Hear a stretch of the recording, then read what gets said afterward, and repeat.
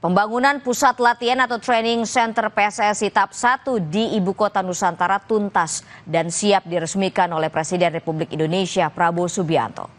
Training center PSSI di Ibu Kota Nusantara menempati area seluas 34,5 hektar dan akan dilengkapi 8 lapangan sepak bola.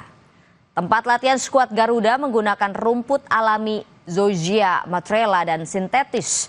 Selain lapangan sepak bola, ada juga asrama, pusat kebugaran, fasilitas medis atau fisioterapi, fasilitas pendukung food and beverage, kitchen set, serta tempat laundry.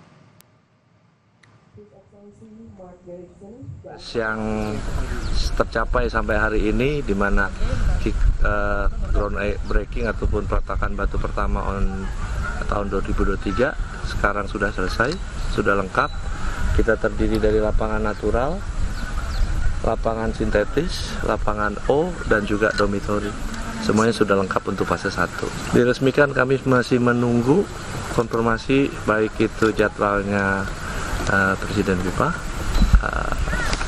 Pak Presiden RI, dan juga Ketua Umum kami.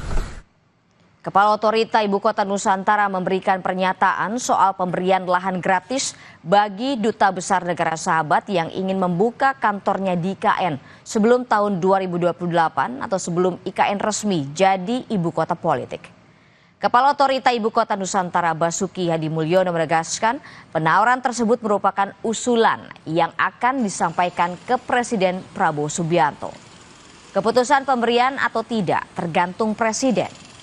Basuki menilai dengan penawaran itu bisa memancing kedubes negara sahabat untuk segera membangun kantor di IKN sebelum 2028.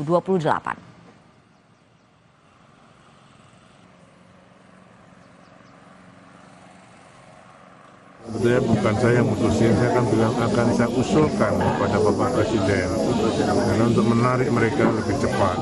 Kita di luar negeri pun ada yang diberi, ada yang beli.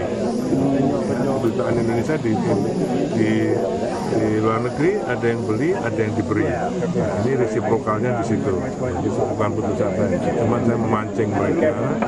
Kalau Anda bisa membangun sebelum 2028, saya akan mengusulkan pada Bapak Presiden dan Menteri Luar Negeri untuk itu mungkin kenaikan.